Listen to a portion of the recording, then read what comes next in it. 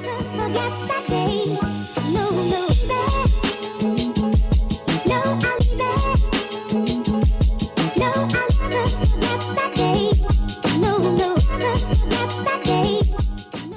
going on, everybody, and welcome to another episode of Control the Narrative, episode 29, I believe.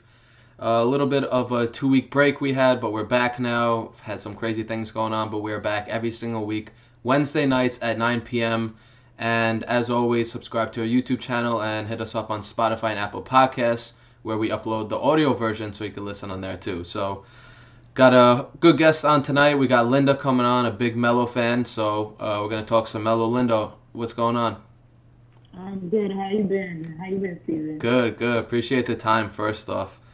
I just wanted to kind of get people to know you and kind of your background in terms of NBA fandom. So how'd you get into basketball? Who was your first favorite team? Who was your first favorite player? And just kind of take us through your NBA fanhood over the years. All right. So my parents came from Panama. My father migrated to New York back in the 70s. So he was there for the championship run. And so he's always been a big New York region fan. So Knicks, the Yankees, for the most part. We're not really big on football in our house, so he was really a Giants fan, but, you know, he bandwagon hopper, Eli won and everything. Yeah. But he put me onto the Knicks from 1993. I mean, we were big, obviously, Jordan fans, but he was a big homer. So he always brought me up, and he didn't have any sons with my mother, so he used me, I guess, like Kobe does with his daughter, Yeah. pushed me into basketball, and from 1993 on, I've been a Knicks fan for now 27 years. So I'm going to be 30 soon, so 27 years I've been a Knicks fan, and I would say I got really into it like towards the late 90s, so when Allen Houston came on, with the 1999 team, that's when I really got into the Knicks, like, history and culture. I mean, the internet just started coming up at that point, and so I got to look back at some Hollywood classics with Bernard and, you know, the rest of them and back in the 80s. But I was never a big UN fan. Why? A big UN fan. Nah. For the most part, it was so obnoxious how he missed that finger roll. Yeah. It was so obnoxious. Everybody loved Ewing. It's not that he wasn't a good player, but I was always a person that was into the guards, like point guard. Gotcha. Charlie Ward. He wasn't even that great, but, you know, Charlie Ward was my boy. Out of Houston, Larry Johnson. You know, my name starts with an L, so every time Larry Johnson did the L, it was a big thing for me. And that 1999 run really put me on to the Knicks. So ever since then, I've been a great fan. I love my team. You know, anytime I can get to the Garden, I try to be there at least once every season, even when they're like really trash. Yeah. So, you know, it's just like a diehard love and connection with your team. You can't let it go. All right. And So go ahead. Yeah, go ahead. I was gonna say. So you said you were a big fan of guards. That's why you were not really into UN like that. When Melo came, fast forward to Melo past David Lee and Marbury and all that. How did you kind of get into Melo, or why'd you appreciate Melo and fuck with him so hard? I actually saw him in high school. Gotcha. So before he got to Syracuse, Oak Hill? No, before Oak Hill. He went to Towson Catholic. Oh, yeah. Growing up, I went to Catholic school. So they actually let him play a regional game for a New York Catholic school. And I saw him. And at that point, I was like 12 maybe. And so they would, you know, how they do with the kids that are in 8th and 7th grade. They show them around for high schools and whatnot, just like they do for college. Well, the private school did that for us. And I saw him at Towson Catholic. And obviously he left that and went to Oak Hill because, you know, the school closed down. And I was just like, I've never seen someone, he was about like 6'4", 6'5", so he was a guard at that point. And I've never seen somebody move the way he moved. Yeah. Brian and Michael Jordan, you know, they lifted it. But he would operate out of a triple threat. And I've never seen anyone attack any kind of defense the way he did. Like, you know, people navigate through double teams, but whether it would be, he's methodical. So, like, if he's double, he can either get his shot or he'll wait, he'll observe the defense and, like, get the open man. You always see it. As Knicks fans, we've always seen it. People, you know, they criticize him, say ball stopping and all that, and they're messy. He's not ball stopping. He's just reading the defense. They let Harden do it. They let every other player do it. They won't let Melo do it. And so that's how I really got in love with him. And then when he went to Syracuse, he came back home. Like, that was just, it went on from there. Once he got to Syracuse, I was a rat of the class until he retired. Like, for real, like, not a lot of players like to go back home, you know, because of the pressure and whatnot. Yeah, exactly. He could have gone anywhere, and he chose Syracuse, and they were like a bottom beater. So, and then he chose New York again down the road. Yeah, exactly. Even tonight, he wanted to come back to New York, and people were like, you know, disrespecting it and everything. But it is what it is. So yeah, that's how I knew he was like a real 154. Word. So we talked about his high school days, his college, and even a little bit of New York days. Let's fast forward again to the Blazers now and kind of what's been happening as of late. For whatever reason, it just feels like Dame and CJ won't let Melo just be Melo like 1,000%. It's only in like certain spurts and certain times of the game where they kind of let him do his thing. So is that something you agree with? And if you do, why do you think that they kind of won't unleash 00? Well, I don't only place that on Dame and CJ. I noticed sometimes Terry Stotts, for some reason, he won't change his rotation. Like, every time he subs out Melo, he has to sub out CJ. You know, and then, like, he leaves Dame with the whole entire bench, and, you know, everything falls apart. Usually, Portland, when they have leads or whatever, it goes away as soon as Melo slips. And also, you know, he plays so well defensively. I'm kind of shocked. I know Melo was a decent defender, but, like, he's going for all team defense right now. Like, yeah, he's balling on that. Like, team. I'm serious. He's playing better defense than LeBron. People won't admit it. He's the best defender outside of Whiteside when Whiteside's committed. He's their best defender, period. And so, I mean, I don't blame it solely on Dame and CJ. I think Terry Stotts has got to switch it up. He doesn't have. I mean, he did the matchup scheme for the Houston Rockets game. Like, that was like his very first. It looked like he finally did some scheming on defense. Right. And so he looked like he doesn't want to touch the offense. He just lets his players go. And I understand Dame could get a bucket and whatnot. And CJ, obviously, he could get a bucket. But, I mean, at times you see them. They get the screen from Melo, and Melo standing wide open. And it bugs me out, like, how they just always miss that. Instead, they would kick it to the weak side to Bazemore. You know, he's not hitting the shot. So I guess that's coming up in our next segment with the trade. But yeah. Yeah, I mean, I can't just blame Dame. They're receptive of him. They brought him in, and, you know, we got to be grateful for that. But sure. if they're serious about turning the season around, he's got to get more than 12 attempts. With CJ out with an injury, I mean, that's just ridiculous. Like, he's a top 20 scorer. Let him rock. Let him do his ISO. They're letting him do his ISO. Just, he's got to get more fluid touches. And, you know, you can't, he's a rhythm player, obviously. You can't get in rhythm if you're giving him, like, 3 attempts per quarter. Right. I think that's, like, one of the most frustrating things is, like you said, he has to kind of be thankful for the Blazers, and us as fans have to be thankful for the Blazers and shit like that.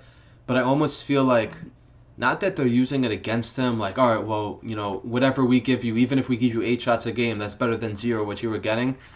I don't know why. I get that kind of feel sometimes that, you know, sure, they'll let him do his thing a couple times, but it's sporadic. It's twice in the first quarter, and then in the middle of the second, and then in the fourth and shit, and I'm just like, let him get it a couple times and just, like, utilize him like you have him now.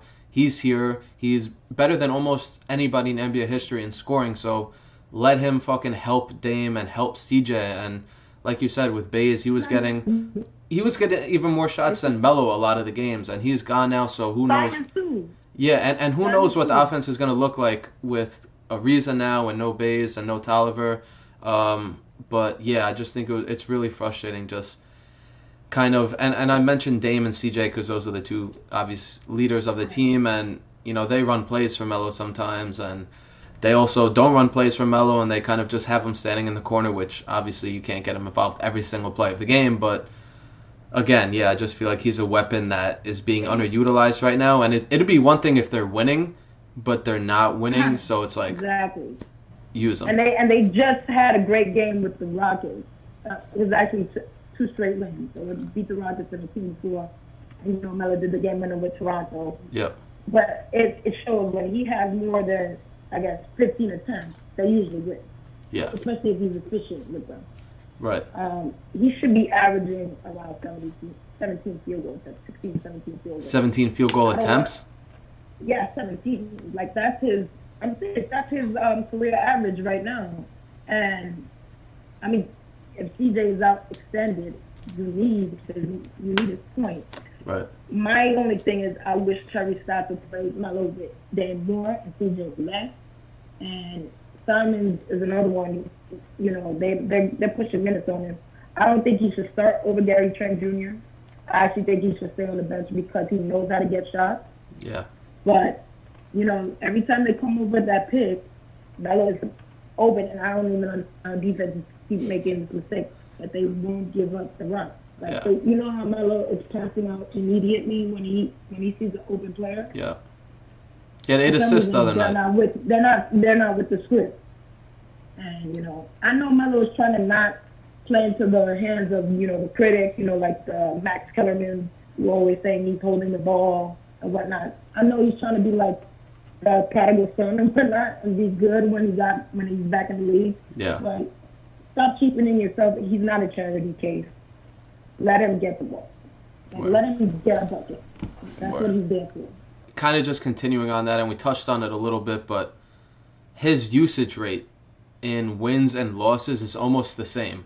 I looked at the splits and shit, so he's being used the same amount in wins and losses, but his productivity in wins is so much higher. He's shooting over 50% from 3 in wins. He's averaging, I think it was 3 points more a game in wins, and I posted a pic on Control the Narrative, Instagram and Twitter, kind of outlining everything, but he's performing so much better in wins. And what I want to know is, how do you think they could get him going? Because like I said, they technically, statistically, use him the same amount in wins and losses, but why do you think there's such a discrepancy between his productivity in wins and then in losses being a lot worse?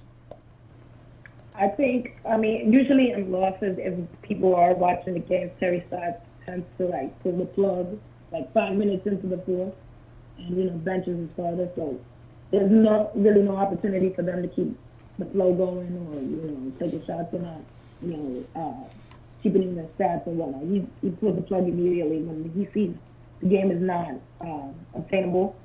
So that could play a role in it. But I also think when they feed Melo more in the first quarter, you can see when he's going to get hot, then that kind of plays into the subsequent quarters. Usually, if they don't see that hot streak, they usually don't go to him, and it's sporadic attempts. Eventually, by the time in the fourth quarter, if he's hot, they usually have a good lead. So they don't have to force feed him in the fourth; they could just ride it out. And he could hit his spot up shots. Right. It's just the quality of shots. If they feed him in the first quarter, they usually tend to withstand their lead throughout the rest of the game. And usually I think that's why both in wins and losses his usage rate is the same. Because it's really about the first quarter. You could tell by the first quarter if they're gonna go to him or if they're not. Usually sometimes Danny falls back in the first quarter and CJ and Melo run the show, and then in the fourth quarter he wants to put up a shot. Yeah, that's really interesting because I feel the same exact way. I feel I don't even know if it's necessarily the first quarter. I think it's also the first half and just the beginning of the game, whether it's the first 6 minutes, whatever the fuck it is. Mm-hmm. Get him going and get him in a rhythm. So like you said, later in the game and in the fourth quarter, he can be effective in those spot-up shots when Dame kicks it out or when Whiteside kicks that out or whatever. But when this dude doesn't get the ball and, he has 4 field goal attempts at halftime or whatever. Oh, he's going to be clanking. I'm telling you, he's going to be clanking. That's Yeah. a rhythm player. Right. Like, I noticed, there's another thing I noticed. Like, usually when players are hot during the half, they don't want to go to halftime because they think they're going to lose their rhythm. I noticed that's never been a problem with Melo. Like, if you saw in a 62-point game, dude was ready for him to jump in the third quarter. He's a rhythm player. People need to know that. Like, haters need to know that. He's not a Klay Thompson where literally his training is to never touch the ball and just catch and release. I always tell people, like, this dude is not J.J. Redick. You can't just keep him in the corner and just hoist him the ball and he's going to make it. Sometimes he will, but he needs to get quality of shots. He needs to pick his spots, but he also needs consistency. Like, that's with any player. Any player needs consistency. And hopefully something might change with the trade. Because, I think Ariza, I honestly think Ariza is a better player than Bazemore. But I also think Portland is going to do a few more moves. I don't think it stops at Ariza. And, hopefully with more veterans like Ariza, they know to get the score of the ball, Yep. And hopefully that's what's going to happen going forward. But, yeah, the usage rate, I think it's the same because, they got a cap on Melo's shots. It's usually 12 to 15. I've never seen him go past 18 shots. 18 field goal attempts this season. Yeah. Like, that's just, it's up to them, but I'm not gonna criticize it because they gave him a shot, but also you can't treat him like a charity case. Right. You mentioned how you think Ariza is a better player than Bazemore, and we haven't even seen either of them take the court yet on the Blazers side or the Kings side. Just your initial reaction. What do you think about the trade? Yeah, I was gonna say that I wanted to look at the full trade, and I know they got 2 other players like Swanigan and somebody else. Yeah. I'm not keen on them, but I feel like with Trevor Ariza, when he's with playoff contending teams, I think he obviously excels better. He's a better defender than Bazemore. I mean, Bazemore is good at chasing blocks, but I thought his defense was really piss poor for what he's getting paid. And he wasn't hitting shots, let's be honest. The last couple of games, he wasn't hitting shots for nothing. And the last couple of games, I watched Ariza on the Kings for a couple of games, and he was actually playing very well. People are having this misconception that he's in a down year. When I look at his games, when he's getting minutes, he's performing. So I know for a fact when he comes here, he's going to be ready to go. He knows he's going to be with Melo and Dame. And, he's not going to be just there to glide, So I like the trade. I know Portland is not going to stop at this trade. Okay. I have an inkling that they are looking to get Kevin Love. I was told by a friend that Nurkic is coming back in February, like the start of February. So chances are Whiteside is gone. And I think with Nurkic, Melo, Love, I like Melo at the 3 more than I like him at the 4, honestly. Really? Why? Yeah, because, listen, the 3s today can't guard him still. We know the 4s can't guard him, but he can overpower these 3s that are, built like Tatum and Oubre Jr. Like, they can't guard him. Right. And I think with the pick and roll that he can do with, like, a Nurkic and Kevin Love versus a Whiteside, it's limitless, because Whiteside has limited range. Now you got Dame, CJ, Nurkic, Kevin Love. I mean, they're going to be killing opponents. So I like it. And then you add Ariza. He's probably going to come off the bench. Real quick, I want to ask you about the Melo at the 3. What about defensively? Like, we know Melo has never been, the greatest, and he's never been the worst defender, like people say. But you think he can guard guys like Oubre and Jason Tatum? If they don't switch. I noticed when he was on the Thunder, he was getting killed guarding, Mitchell. Yeah. Rubio. Why are you putting him on these little guys, man? Y'all say Russell Westbrook is this Hall of Famer and whatnot. Let him guard his matchup. The same thing with I mean, I know they were missing Robertson, but I don't want to go too much into OKC because that's in the past. But like, come on, like you can't blame him because if people were really watching that series, ain't nobody saw Derek Favors. Where was Derek Favors? That was Melo's matchup. He shut him down. And, so like I like him at the 3. He's always made his name at the 3. I think the 4 is a crux when he's playing with high usage guards. They're not looking to dump down low. They usually run the pick and roll with Whiteside and, sometimes with Melo. But for some reason, when they run the pick and roll with Melo, they're not seeing him coming off that screen because he fades out. They're usually used to like Whiteside, and I think before Melo came, they had Harkless. He's not a shooter, so they never play with a player like Melo. Right. And so I think with him at the 3, he's gonna always be on the wings. If they get it to him in his spots, they don't even have to use him in pick and roll. Honestly, he could be the one that's handling on the pick and roll. I think the Blazers would be amazing on offense. So I like the trade. I like Ariza, but I don't think it stops there. It can't stop there because this trade is not going to put them over. Right. And I saw like a lot of people on Twitter were talking about this was a trade strictly for salary, like a salary dump trade. True. And like I don't really know the Blazers like that. I don't know what they were doing last year and kind of what their front office. They never have cap. Yeah, they never have cap. I don't know all that stuff, but like I don't know. Honestly, I'm not worried past this year because if Melo's not going to stay, then I don't care. That's what I'm saying. Wagon. Like, trade all their first round picks. I don't give 2 fucks about like the Portland Trailblazers organization. But... No, for real. Like, if he's going back to, I hope to God he's going back to the Knicks. I'm hearing that chatter that they're like going after Karl Anthony Towns and Drummond. I don't want Drummond, honestly. Nah, Towns.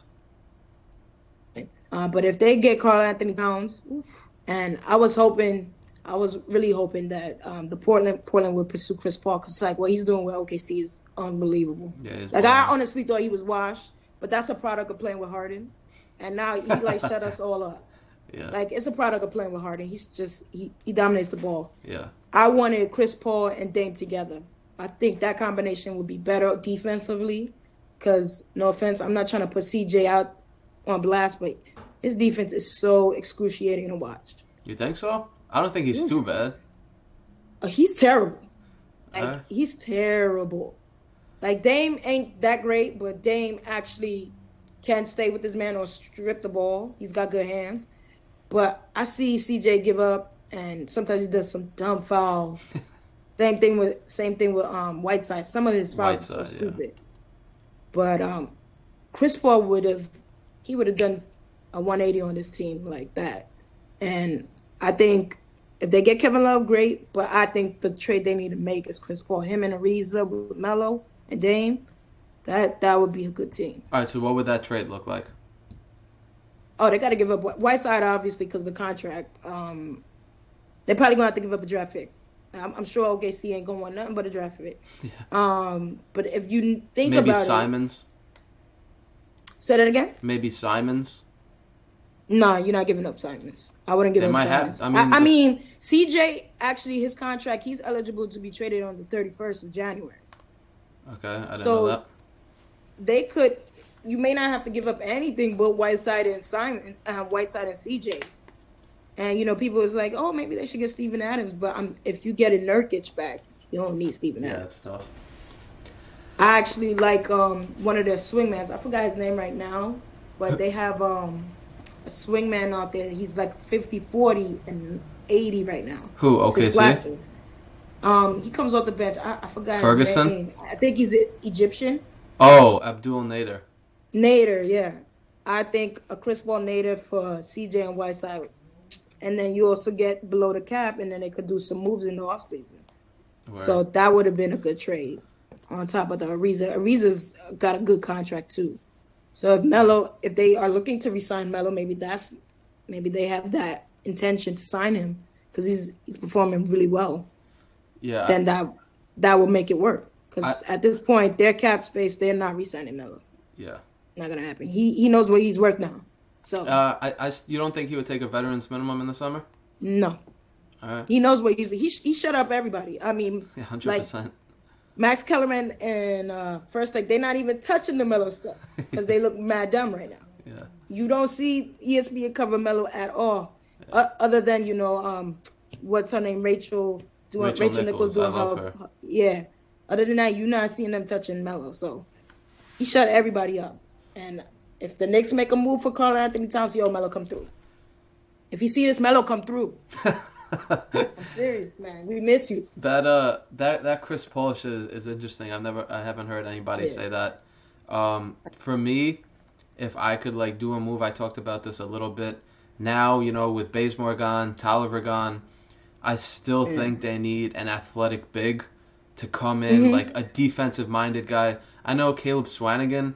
I remember like watching him in college or his rookie year or some shit, and I thought he looked like decent sometimes, but he's obviously not a guy that is gonna push a team to make a playoff push or anything. So I think a defensive-minded center, I said this before, and then kind of some more role players who are good at what they do. Like Gary Trent, what do you have, like 30 the other night? But he's been on trash. His birthday. Yeah, yeah, that's like he could do that once every 365 days. But it just everybody else, like they're just not good at what they do, and there's so many players who are just so scoring focused. Like Anthony Simons comes off the bench and like he's looking to score, and Lillard's looking to score, and CJ's looking to score, and Melo's looking to score. So it's like, how many guys can you have like that? You need some dudes who could just camp in the corner. I thought Tolliver was great. I think that's like a big loss to the team. I think he was like a decent shooter. Really? He would try on defense. Yeah, we disagree there. But like they put him as the 5 when Whiteside's out. I'm not even going to talk about defensively. It's not fair. He's like 6'8", guarding like Dwight Howard. It's impossible. Doesn't make sense.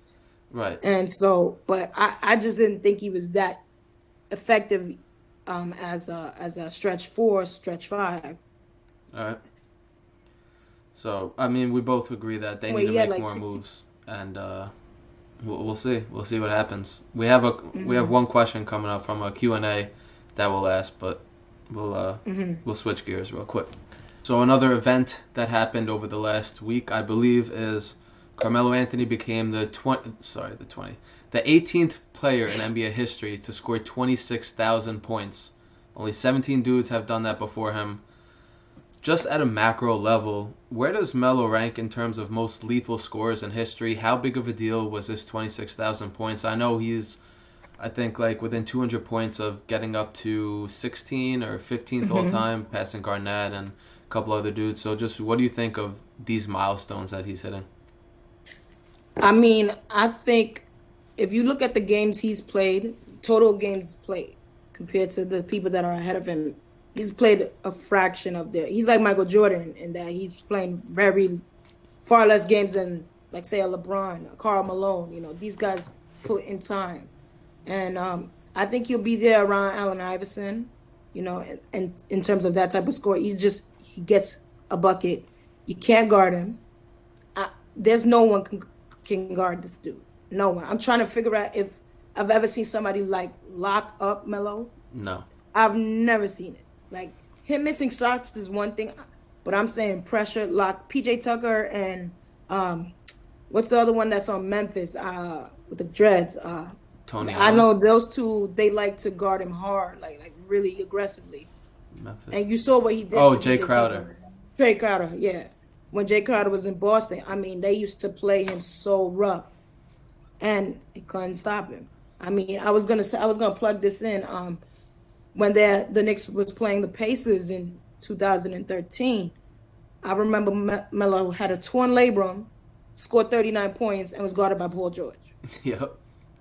And he was playing against the referees too, because people don't want to know. People don't know this, but one of the refs was a Pacer. If they go back to that game, one of the refs was a Pacer during the Knicks Pacers rivalry. What do you mean? Oh, like he played for the Pacers? Played for the Pacers. Haywood Workman. That's the referee. Haywood Workman. Okay. And they put him to guard. They put him to officiate our game 6.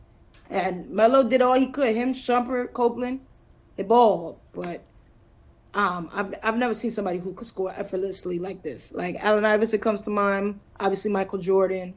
Kobe, clearly. KD. After KG, you said? KD. KD, nah, I seen KD get locked up. Like when he was in OKC, I seen it too many times. Like he got locked up a couple of times, but he's gonna be there. I mean, he's an efficient scorer.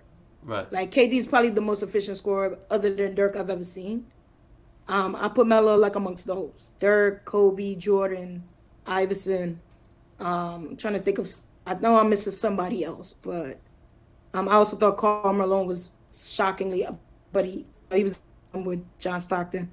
Dude put up points, and so I put him like probably top by the time his career is over. I think he got like a good three years or so. I put him in the top. He's gonna make top 12 For sure. for sure. Like if people don't like scab him and whatnot, he'll be there in the top 12. I'm hoping for 10. If he didn't lose a year, I hate that he lost a whole season. He would have been top 7. More than a season. I did More like than some calculations and 376 shit. days. Technically, he would have missed he did miss 89 games, because it was I think a year and maybe 10 days or some shit, and then he would have played in the Rockets playoffs games. So right. Yeah, and that would have been, they always like kill him for his playoff record. If he got on, and just imagine if the Rockets gave him a chance and then play into the analytics. I don't know what's the real reason they cut him. Bizdelic. Bazemore and D'Antoni, of course. I'm sure it has something to deal with them, but they chose that OKC game. They could have done it after the Spurs game. Yep. They chose that OKC game. It was like made in heaven for D'Antoni. Yep. And the history. But yeah, if he didn't miss that time, he would have been top 7. Top 7. Yeah. All time when it's done. All time, top 7. Okay. Which is funny because he wears number 7. But Well, 00, but that's his number. 00. We touched a little bit about it, but we're taking a Q&A question from Twitter right now from @Vital_wants ATS, and he wants to know, should the Blazers target Kuzma or K-Love? What do you think? I wouldn't target Kuzma because they got too many small forwards already, and they're good at that position with Melo, Gary Trent, and Ariza. I think I would prefer them pursue Kevin Love. He's from Portland, the Oregon area, and I just think him being that stretch forward, he's their true stretch forward that they need. I think he would work wonders for the offense. I don't think Kuzma, if they traded for him, he would be coming as a starter. He would be obviously coming off the bench.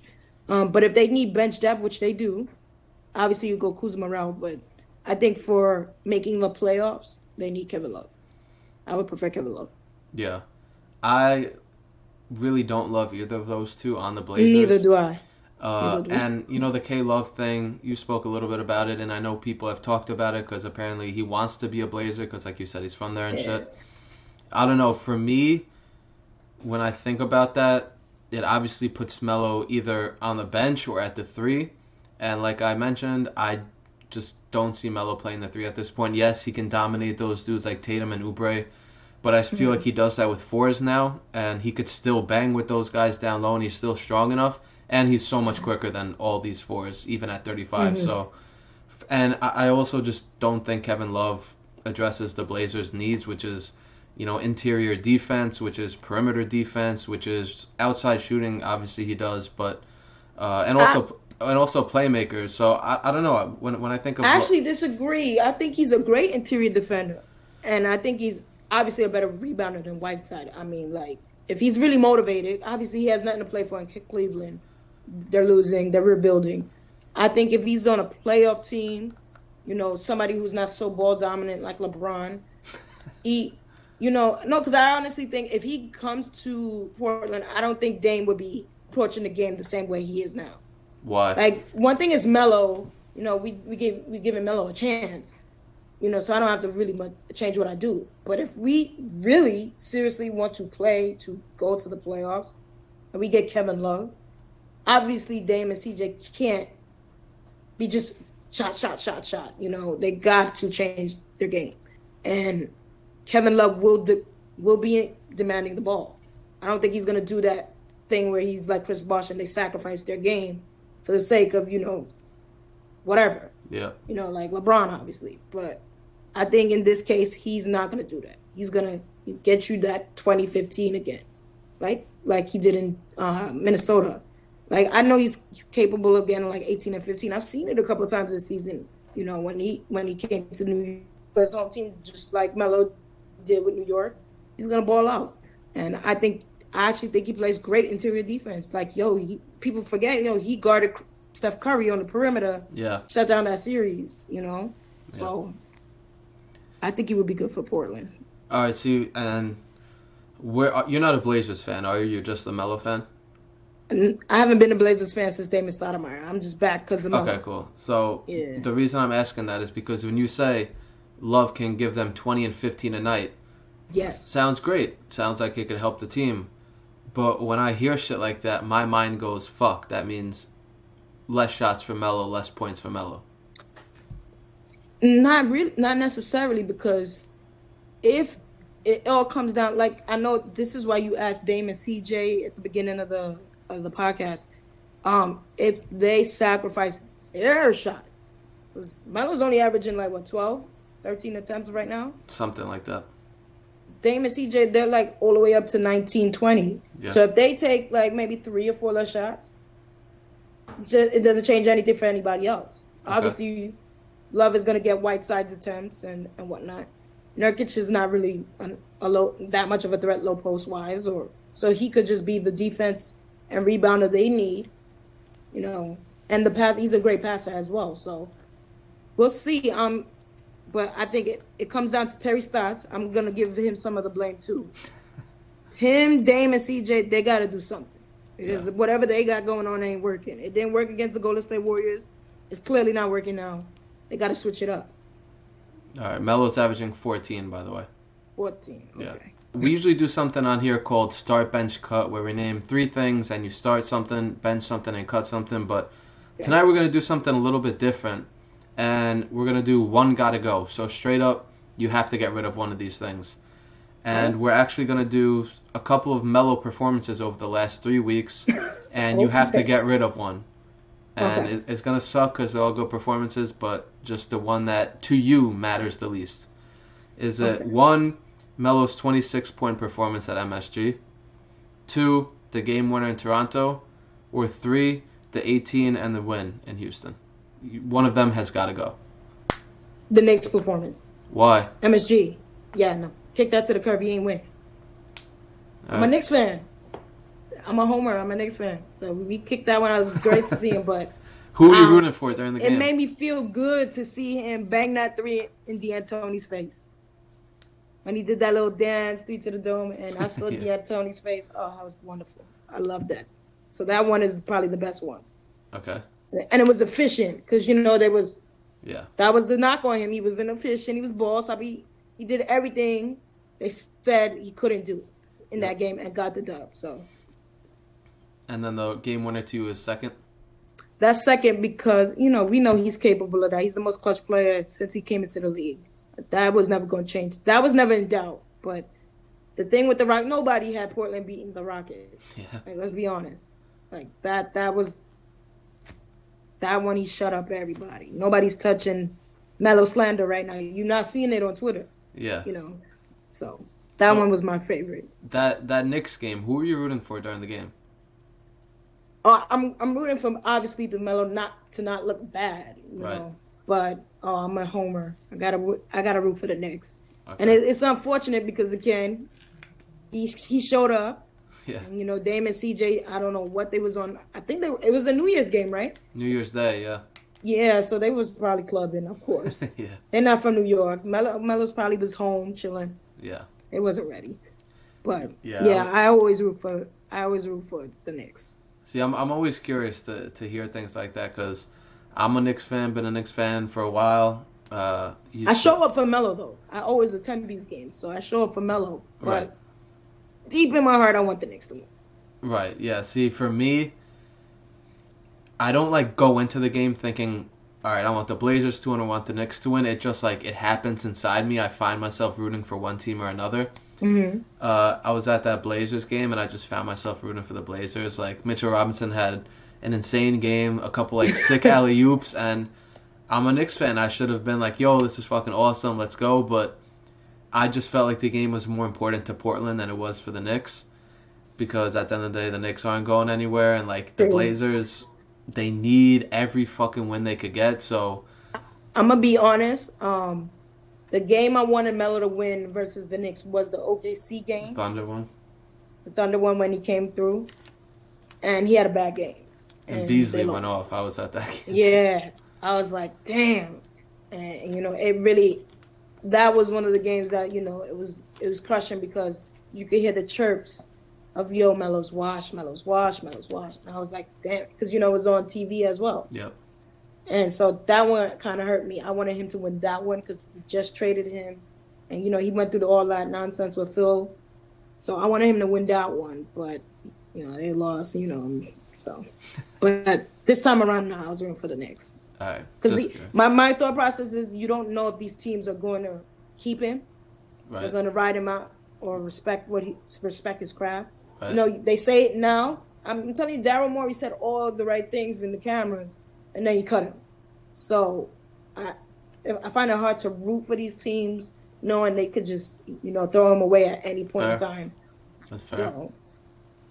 All right, Linda, we've reached the end of the podcast right now, and we like to give everyone the opportunity who comes on Control the Narrative to control the narrative about whatever they want to control the narrative about, whether it's Carmelo Anthony, whether it's the Houston Astros, pillows, soft pillows versus hard pillows, whatever the fuck you want to control the narrative about. So give your time, and what do you want to control the narrative about? So I guess I'm going to touch on two things. Maybe three. So I'm gonna do a quick rundown. I'm not a big football fan, but I'm a Steelers fan at heart. Ben Roethlisberger didn't rape anybody. Let's set that straight. Travis Kelce is gonna be a champion just like his brother come Super Bowl Sunday. As for my podcast, Politician for Sport, they need to sign Colin Kaepernick. There's way too many bums, starting quarterback bums out there. I'm going to say Baker Mayfield for one. Trubisky's another. Like, Chicago got to stop playing. Signed Kaepernick. We're going to cut that. And the last one, I'm going to say, yo, Portland Trailblazers. Please don't waste Melo's talent this season. Like, yo, ride him out. Give him some touches. What y'all got going right now ain't working with CJ and Dame dominating the ball. Let's go. And as for a dude from ESPN, Max Kellerman, shut the fuck up. That's it. Control the narrative. Cool. And before we end it off, you mentioned it real quick, your podcast. Why don't you plug it, tell people what it's about? And I heard that you're starting it up again soon. Right. I'll drop 2 episodes. I'm dropping the third episode once I'm off your podcast. But I basically touch on everything: politics, sports, culture, music, everything. Right now, the third episode is going to be about capital punishment and people who are on death row and their convictions get overturned. And I'm a historian and I studied history, so I kind of looked up all these cases, even including Troy Davis, who I believe is innocent, but he was executed a couple of years ago. And I'm just looking up all these cases, and you wouldn't believe how many people sit on death row were innocent. We saw the movie When They See Us on Netflix. They're not even on death row. So imagine the people on death row. And so my podcast is about anything from sports to politics, world events. The third episode, as you know, is capital punishment. My bonus episode that's coming up on All-Star Weekend, which I want you to be a part of, is going to be about Carmelo Anthony and, the 376 days he's been out of the game and how he's shutting up everybody. So I'm hoping he does make the All-Star game so people keep voting. It would be his 11th. He deserves it. He's a legend. And, that's basically what my podcast is about. Dope. And what's the name of it? Politician for Sport, people. What's the name of it? Politician for Sport. Okay, cool. We're going to put the links, if you're watching this on YouTube, in the description, so definitely go check that out. Appreciate it. Linda, appreciate you taking some time out tonight, and stay mellow like always. Of course. Stay mellow, y'all. Thanks.